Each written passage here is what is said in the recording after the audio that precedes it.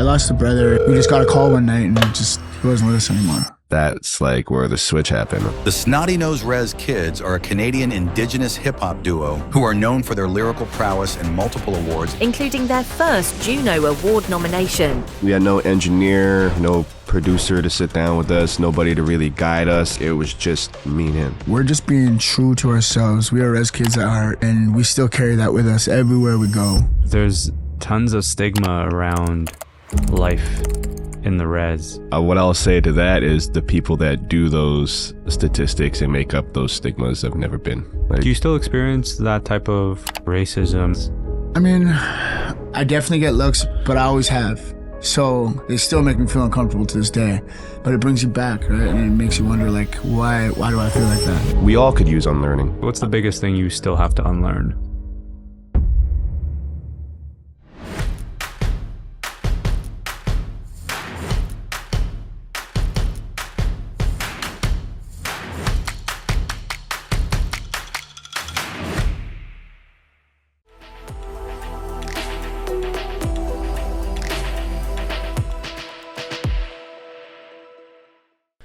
Gentlemen, welcome to Gent's Talk. Yeah, thanks for having us. You're the Snotty Nose Rez Kids, Yes. and I'm going to have to ask you about that. But Quentin, Darren, it's really good to meet you guys. Nice to meet you too. I'm excited to have this conversation because just seeing some of the stuff that you guys are doing is fascinating to me, firstly. But secondly, I'm very intrigued by how you stay authentic and true to your heritage, which is part of what I wanted to have a conversation with you guys about.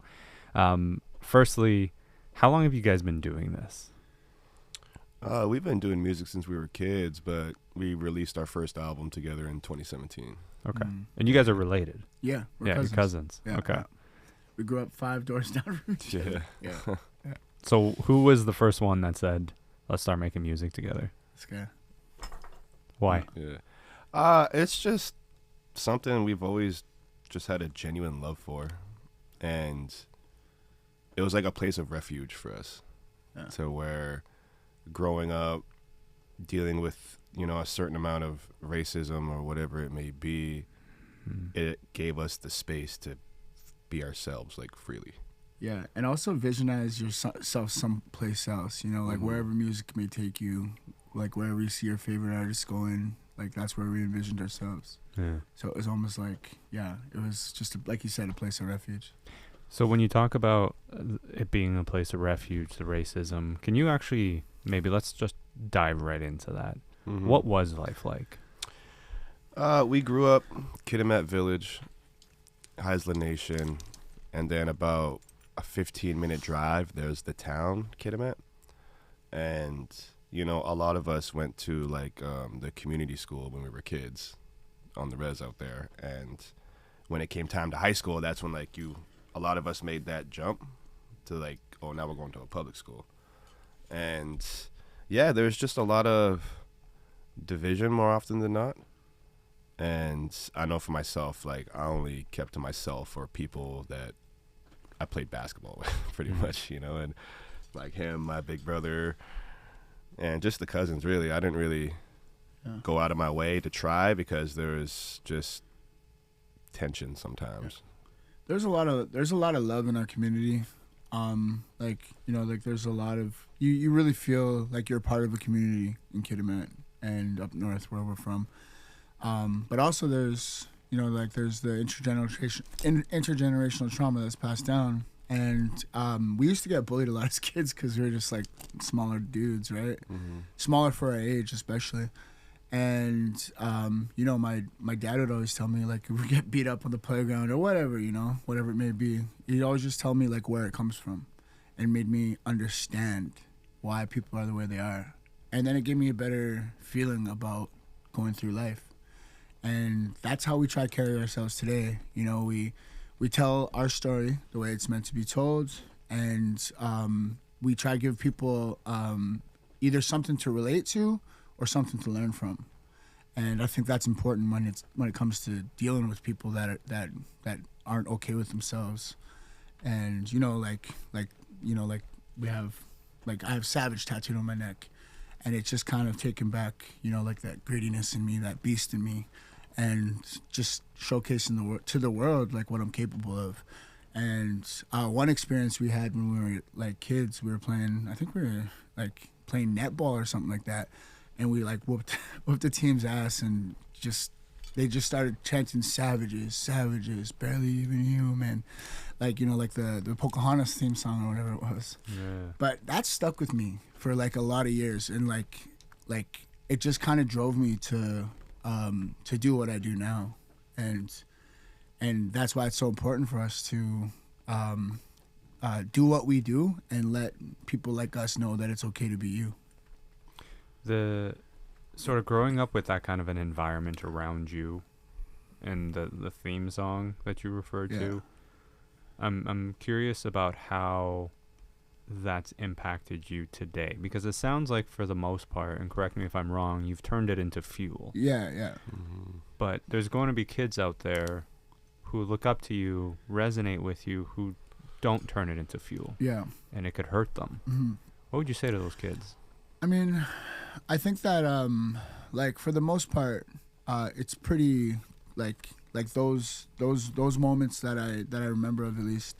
I I don't bottle up or keep to myself. Like I talk about it like this, but for the generation that we're speaking to, I think we speak from a good place. So I think that we represent our people in a good way and in a good light. And you know, when it comes to Snotty Nose Rez Kids, even with the name, like we always try to put a positive spin on everything we do. Snotty Nose Rez Kids we were built to make people feel good about themselves, and to make light of any dark situation, no matter what it is. So I feel like savages, or like just I'm trying to talk about my clothing brand, but like Savage Kids, like it's just to let people know you're not alone, you know, like. And I don't think like the name Savages is like really something that is even to be felt in a negative way, like when we say it, at least, or when we're talking about savage, like beast, you know. I don't know. And also, you know, just a message to the youth, like, is to just be proud of who you are and just love the skin that you're in, you know what I mean? Because you look at with the intergenerational traumas that were passed down, and with the way society was built to kind of keep us down and make us feel ashamed of ourselves and make us feel less than, just to let them know, like, that's the furthest thing from the truth, you know. And it took us a while. Pretty much the journey for me was like once I started growing my hair out, you know what I mean? And slowly but surely I felt the change in me. I felt me becoming me, and really grew into who I am today. And it's to just let them know, just don't take it too personal. I mean, obviously it's kind of fucked up. You got to deal with any racist situation. Well, I want to ask you, because obviously the most exposure I'm going to have to something like this is from what I see in the media and what I hear in these conversations. So I want you to help me understand, help the audience understand, what's life actually like growing up on a res? That goes like res to res, you know. Like I can't speak from anyone else for anyone else or from anyone else's context, because so what was your experience? Not my story. Yeah, I think that for us it was mostly good, man. Yeah, like okay, we come from a good community. And that's what we talk about all the time, you know, like our community is our family, and most of them are family. But like, you know, like everybody kind of had an open door policy, and your neighbors look out for you. If a family's down in the dumps or like having a hard time, your neighbor will pick you up and make sure you're okay. You know, if there's a kid not feeling good or like down the street, it's normal for someone to come out and help them, you know what I mean? Like, yeah, it's like everybody like holds each other out, and it's a real sense of community. Yeah, it is. And I think that everybody, like, even from the time that I was a kid, and my mom talked about it from the time she was a kid to the time I was a kid, the community just keeps getting stronger and stronger. What's the secret there? I Because when you talk about how there's some communities that are not as closely knit as yours, what was it that made yours different? I think it's just time. I think it's time and learning as you go. Like I feel like there's a lot of healing, there's a lot of unlearning that needs to happen, and there's a lot of relearning that needs to happen in communities. And learning how to deal with your issues, I guess, your traumas. And you know, like we have support groups in our community for people that need it. And I think one of the main things is like I said, just time. But like, yeah, like, you know, like there's not a lot of, there's like, I don't know, I have a hard time talking about it just because I don't want to paint a negative stereotype of my community or anything like that. But when I go home, I feel proud of my people. You know what I mean? Like I'm not going to talk about where we were at 20 years ago or 30 years ago. But today our people are strong, you know. That's incredible. They're healthy and it feels good. It feels good to look around in your community and just like there's no like major party houses or nothing like that. And when I was a kid there was, but just in the last 20 years, you see change, and that's all we could really hope for, you know, especially knowing the history that Native people have in Canada and US and just all over the world, really, Indigenous people.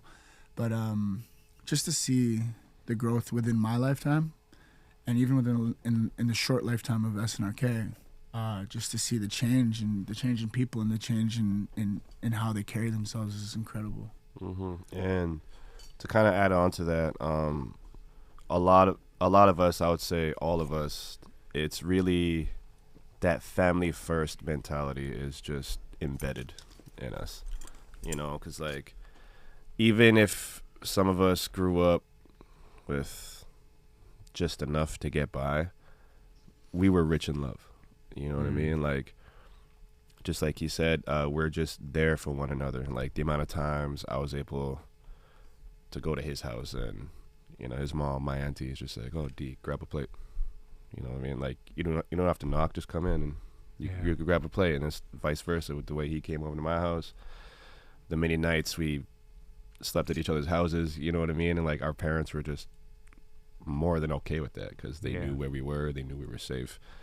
And yeah, man, it's just community. It's just everybody's there for each other. Like, especially because it's such a small community. And say if there's a member of the nation that passes away, the whole community rallies and supports that family in need.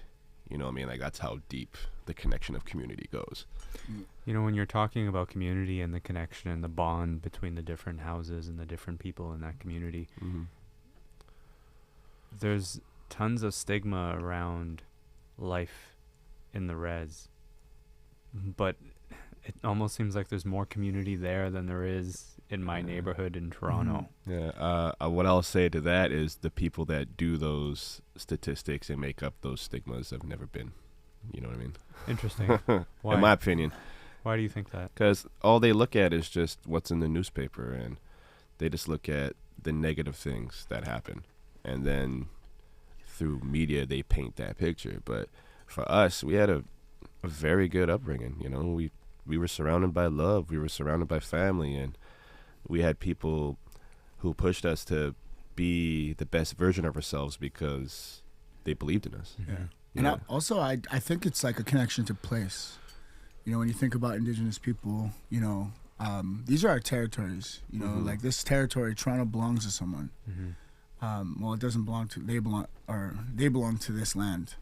And just like us, there's a sense of we hold our territories to heart, right? Like we are one with the land. That you can't talk about identity without talking about land. You can't talk about land without talking about identity. So there's a sense of place for people that come from small towns or reservations, and you know your neighbor's gonna be your neighbor your whole life. And whereas us people living in a city, your neighbor can change from day to day. You know, like tomorrow I could get up and move and it wouldn't even affect me. I wouldn't even miss anybody because I wouldn't miss any of my neighbors. Sorry. You don't have that connection with them. Yeah, you don't have that connection with them. Like your neighbors are your friends that you have on Instagram.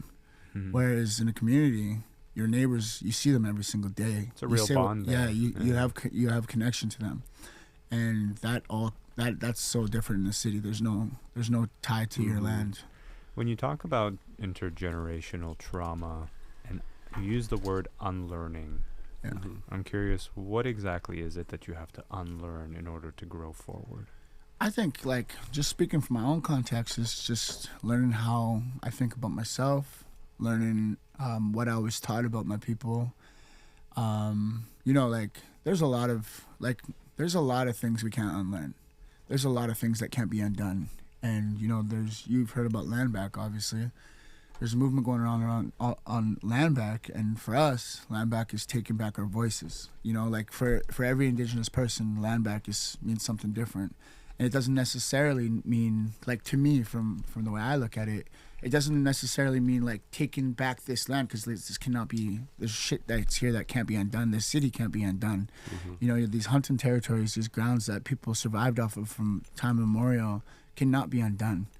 So when you talk about land back, like, you're talking about taking spaces back. You're talking about taking some treaty rights back and just making sure that they're being dealt with properly.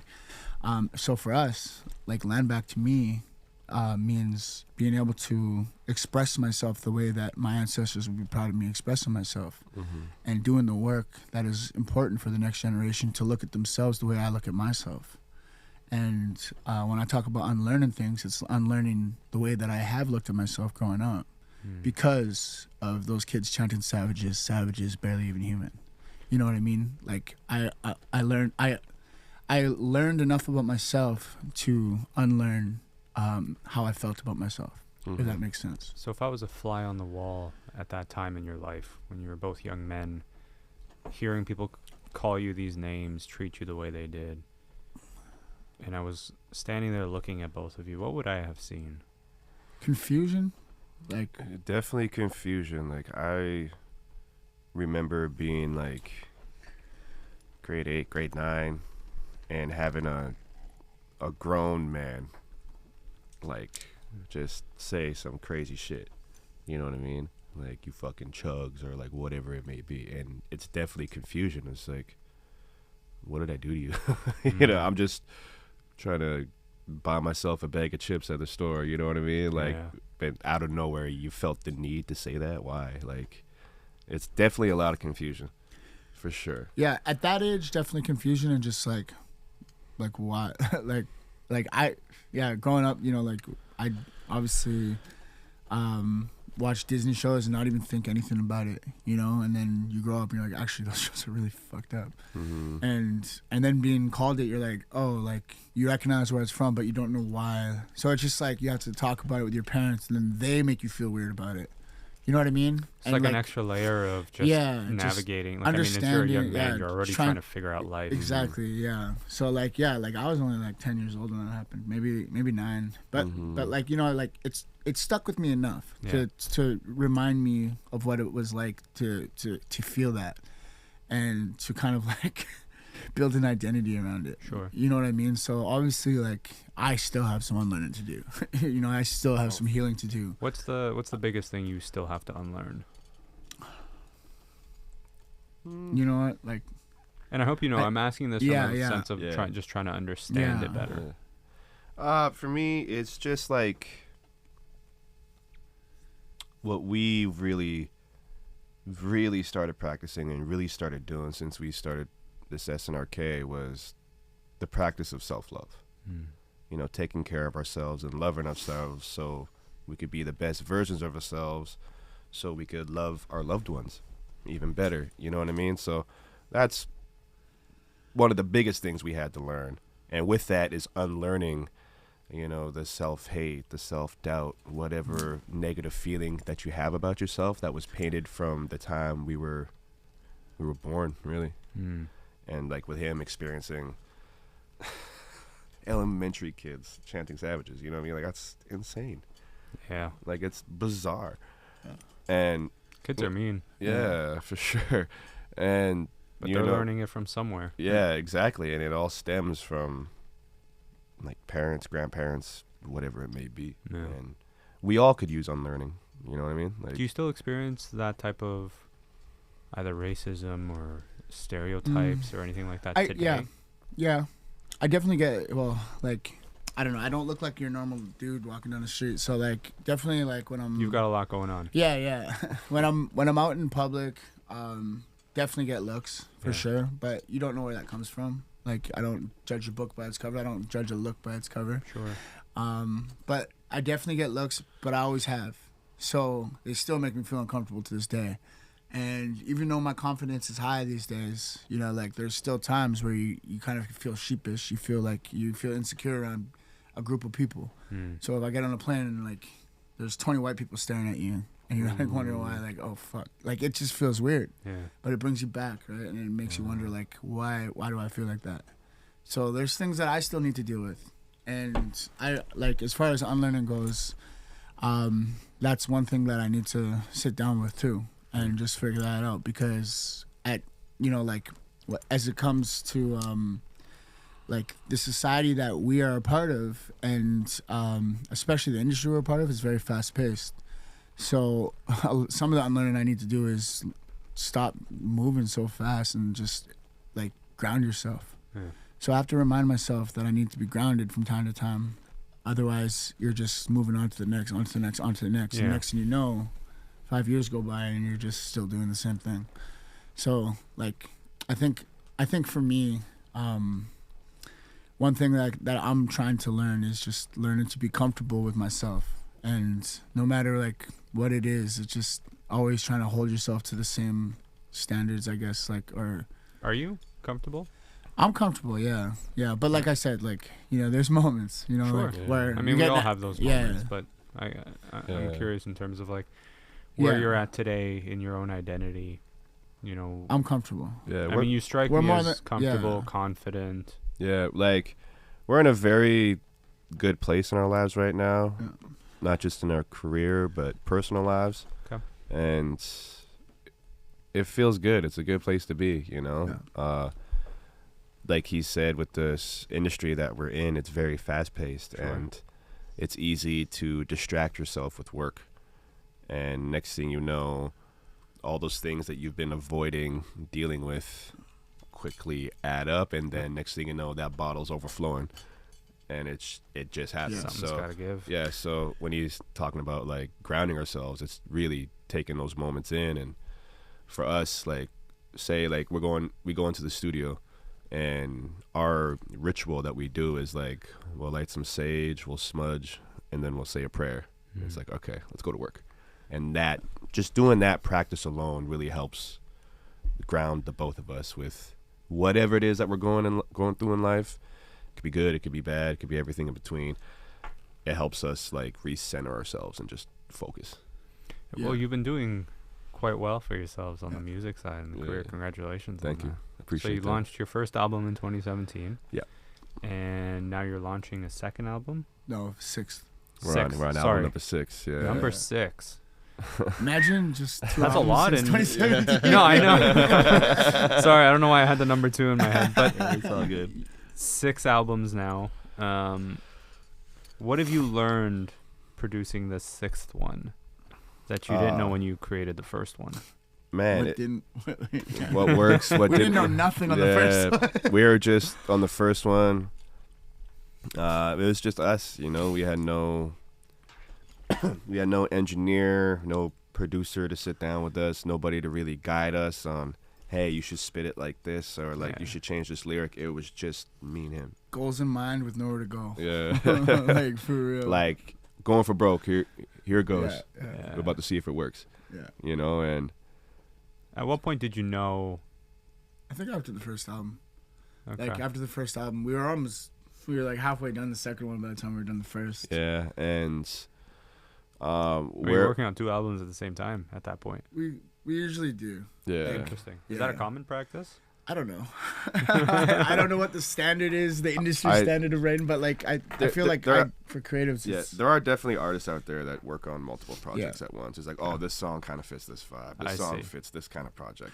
But like for us, it was more like, you know, we're finishing a project and then you're coming into a new part of your life, and it's like, I feel like albums are written through experience, as far as like from our context at least, and for us, you know, like we finished Snotty Nose Rez Kids, and that was like it it was like a healing tool for us. You know, we got a lot off. Like I lost a brother to suicide, and you know there was a lot of like a lot of that, and a lot of like just a lot of crazy shit happening in our lives, and we used it to express ourselves and just to get everything on the table and kind of off of our chest. It's just therapeutic. It was therapeutic, yes. And by the time that album was done, we were already moving on to the next phase. Like we were feeling good, like free, like a weight was lifted off of our shoulders.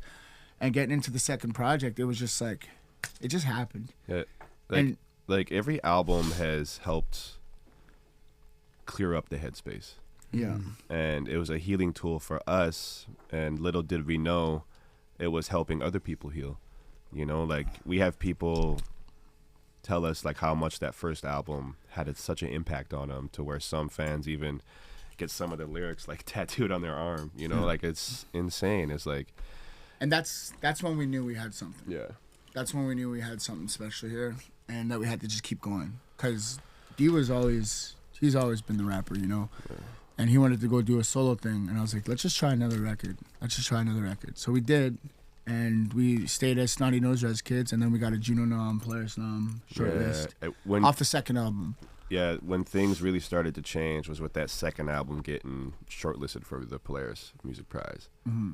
And then a Juno Nom. I'm not gonna lie, before that I didn't even know what the fuck Polaris was. You know, I was like, oh, shortlist, that's kind of cool. Yeah, top 10. Not bad, you know. I mean, when I got the call for that, I was like, okay, I knew what Polaris was, and I knew how important it was, but I didn't know what went into getting onto that top 10. I didn't even know what got into the top 20 or top 40 or whatever it was. And then when I looked at it, I'm like, like we got a nomination from someone. Shout out Dustin. And we didn't realize how many people had to take it in and say yes to get to the next stage, and then even worse, the next stage, which is the top 10. But I was like, there's no fucking way. And then all of a sudden, like my emails started popping off the morning of like long list. Like, you made long list. I'm like, what? Call him. Like that was a crazy moment for me. And then when we made top 10, I was like, damn, I guess we're onto something here. Like I was still up from the night before. I texted him at 6 in the morning. I'm like, yo, we got it, bro. and it's crazy too, because it's like that's a bedroom LP, you know, like we made that in our living room. We recorded like on this this mic right here. Kind of mic, And that was a surreal moment for us, and we definitely knew we had something special with Snotty Nose Rez Kids once we started getting recognition like that. So how do you want people to think of you? When people hear the music, they see your faces. I mean, what's the emotion that you want them to get? I don't really have an idea of the way I'd want people to think about me.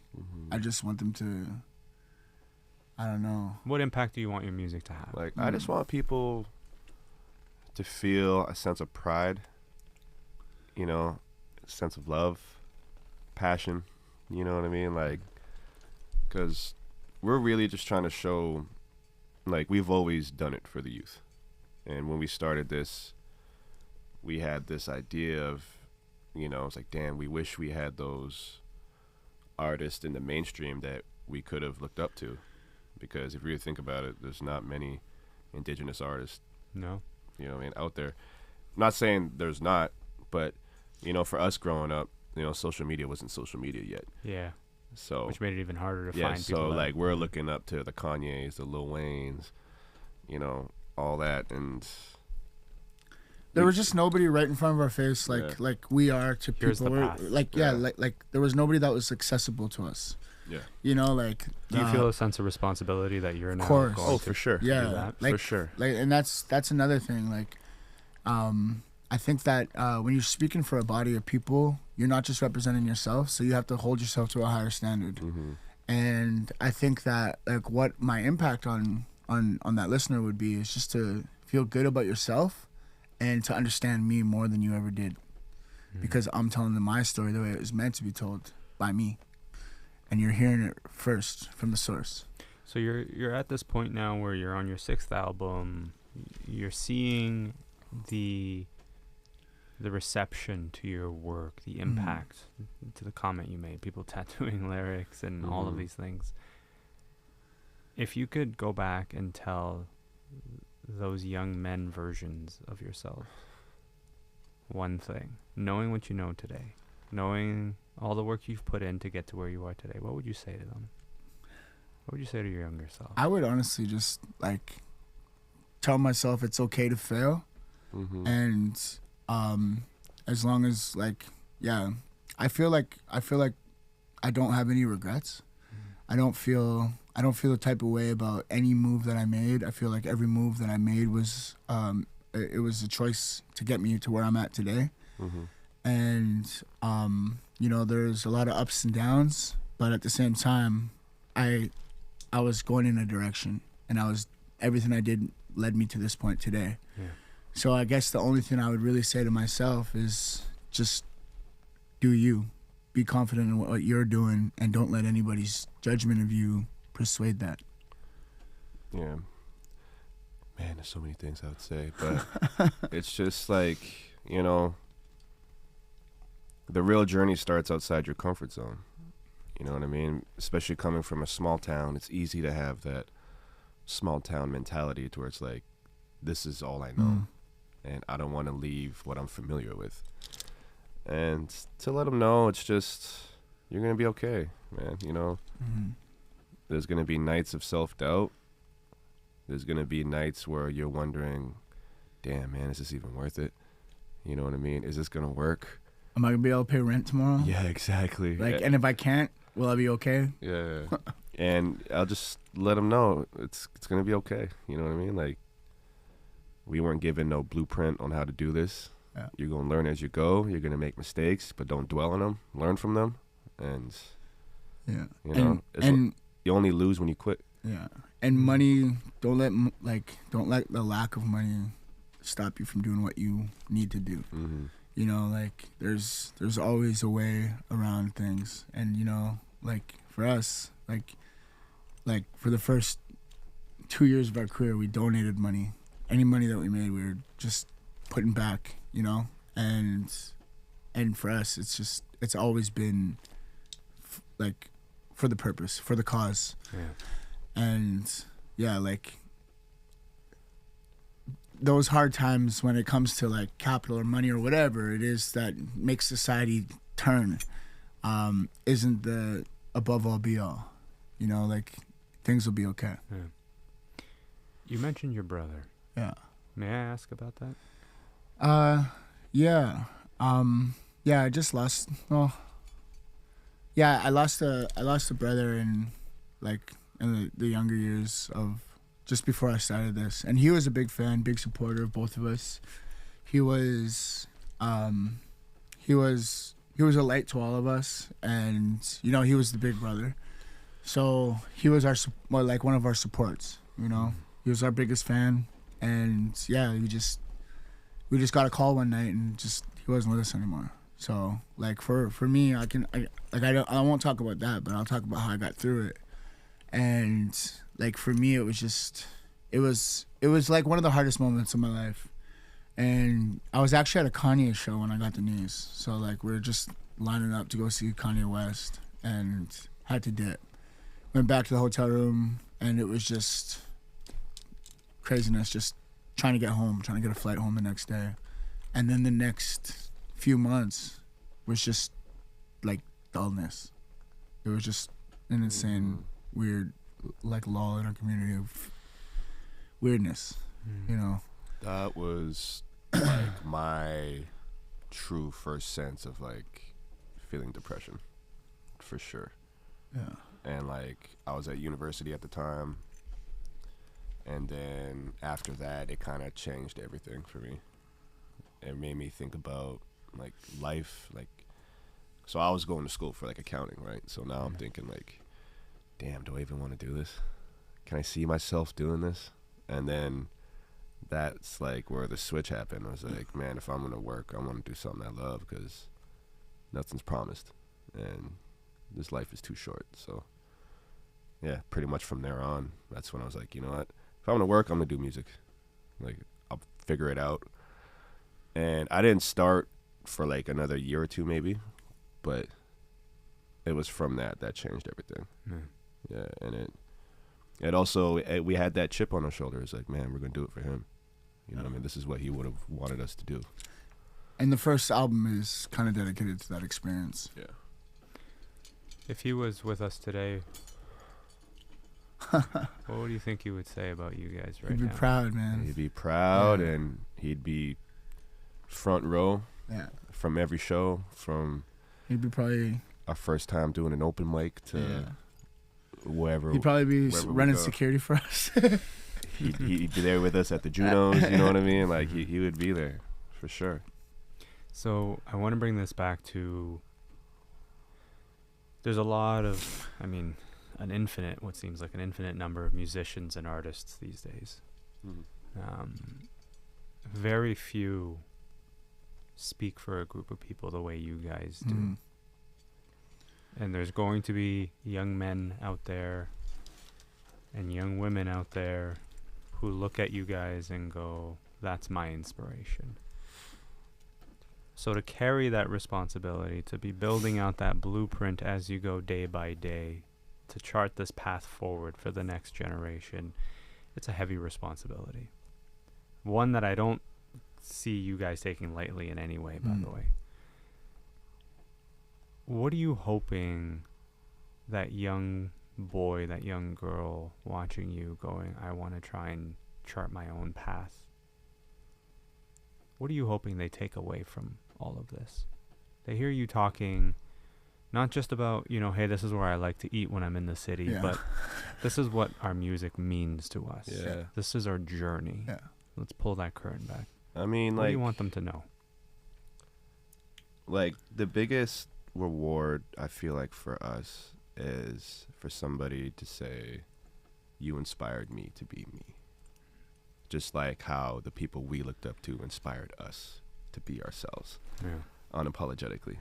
You know what I mean? One of the craziest comments that we've ever got, we were doing like a little workshop with the youth, and we had like a Q&A, and there was this mom who had like her kids there, and she said, for me growing up in the 90s, it was Tupac, Dre, Snoop, Biggie, Wu-Tang, and it makes me so proud that my kids have people like you guys to look up to in music. And like, that's the kind of thing that like money can't buy. What a beautiful feeling that must be. And like, I got emotional on that spot. Like, my eyes watered up. I was like, damn, you know what I mean? And it's moments like that where it's just a reminder for ourselves. It's like, okay, we're still on the right path, and job's not finished. You know what I mean? We got more work to do, and that's what we do with every album. And I think that one thing that I would want to leave people with, or just kids with, and just let them to know, like, is that you see us at the forefront. You see us on Instagram. You see us doing our things on YouTube. You see us on TV, whatever it is. And we're just being true to ourselves. We are Rez Kids at heart, and we still carry that with us everywhere we go. We are Snotty Nose Rez Kids, just like you. And one thing that I will say is that your brother is just like me. Your sister is just like me. Your mom, your uncle is just like me. So you're surrounded with people just like me. You have them to look up to. Like, they're doing the exact same things that we're doing. And I feel like you don't need to look far for inspiration. When we pull inspiration, it's usually from our family, from the closest people in our lives. It's not from Kanye West. It's not from Jay-Z. It's from the closest people in our lives. So look to them for inspiration. Look to them for advice. Look to them for guidance. That's one thing that we learned growing up, is that, like, one of my biggest role models is my dad. So that's one thing that I would want to leave the youth with, is you don't have to look far to get proper guidance. That's amazing. I want to end the conversation off on this album here. What's different about this one from the others? I mean, just to kick it off, like, like the Snotty Nose Rez Kids, a lot of my brother's situation. The Average Savage was obviously made for like that situation we talked about earlier on in the show, about the savages. So it was sampled. All the Disney shows, whatever it was, we sampled those songs and just twisted everything. Mm-hmm. So you listen to that album, it's all based off that situation that happened to me. So that's how much it affected me. And then you push forward to Trapline. It was us kind of coming back to our roots. You know, you move away from the city, and then, you move away from your res or your community, and you realize how much you miss your community and how much that really was who you are. And it really made us come into ourselves as who we are today. And that's getting back to the roots. And you push forward to life after, and that was, okay, we released Trapline, pandemic hits, we're going through a weird depression, some shit that we've never felt in our lives. You know, we were in a dark place. And then you start thinking about the old things, and you think, is it worth it? What am I doing, man? Like, now I have to sit here for 2-3 years while this pandemic kind of kills off people that I know, and just kills our career, kills our family's careers, everything we're building. Like, what is going on? Then you start realizing how important it is to ground yourself. So then you come back into yourself and you heal from that.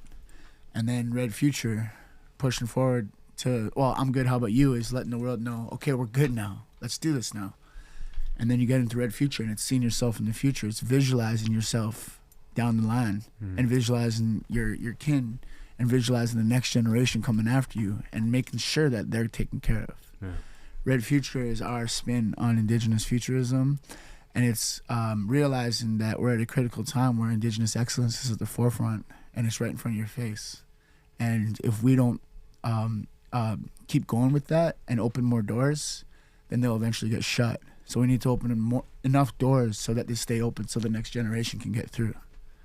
And that starts with seeing yourself in the future. Wow. That's quite the journey. Yeah. Like when you lay it out like that. Yeah, that's what I mean. Like it is a journey. A journey. Yeah. And with each album that we've done, it's like how can I explain it? It's like, this is where we're at in our life. And you could hear, if you start from the first album and listen to every one, like, you hear the growth, track by track, album by album. And we're at a point now where it's like, you know, like for the two of us, it's like, you know, the more battles you fight together, the more you know who you're going to war with, you know what I mean? And I know I can count on him any given day of the week, and vice versa. He can count on me. And we just still got that chip on our shoulder despite being as far as we are, like never losing that hunger. And we truly, I feel like we've figured it out on this one, you know what I mean? And yeah, you just hear it for the record. You hear it every single song, man. You hear the confidence, you hear the love, you hear the passion. And I would say we're even more passionate now than we were when we started, you know what I mean? Because we just got into this creative flow in the making of this album that we've never hit before. And beautiful place to be. Yeah, it was some of like the best times of my life making this record, you know what I mean? Like, we both hit a lot of milestones career-wise and personal life, and just really helped us grow even that much more. And we can't wait for the world to hear this record. Gentlemen, how do I say this? Firstly, congratulations on number 6. Thank you. Thank you. Your journey is inspiring, honestly. And I wasn't sure what to expect from the answers I was going to get today. But to hear that your experience was positive for the most part, you know, filled with love and compassion and community and bonds. I sincerely hope that anyone who's listening and watching, it'll change their perspective on this. For sure. Because I think there's a lot of, to your point earlier about media narratives, it can very much dilute what it actually looks like. And this was, I mean, I love the fact that I just learned something in this conversation with you guys. And that's what we say too, right? Like, people will get what they get from us, you know, whether it's an album, whether it's a conversation, we put ourselves on the line, and you're either going to be able to resonate, connect, or learn. So like, that's how every conversation should go, right? Amazing. Yeah. Gentlemen, thank you so much for your time. Thanks I for really having appreciate us. you. Congrats on everything you're doing, and I wish you the best of luck. Thank you. I'll be following along your journey and rooting for you every step of the way. Hell yeah. Thank you, man. Appreciate you guys. Yeah, I appreciate Thank you. you. Thank you so much, everyone.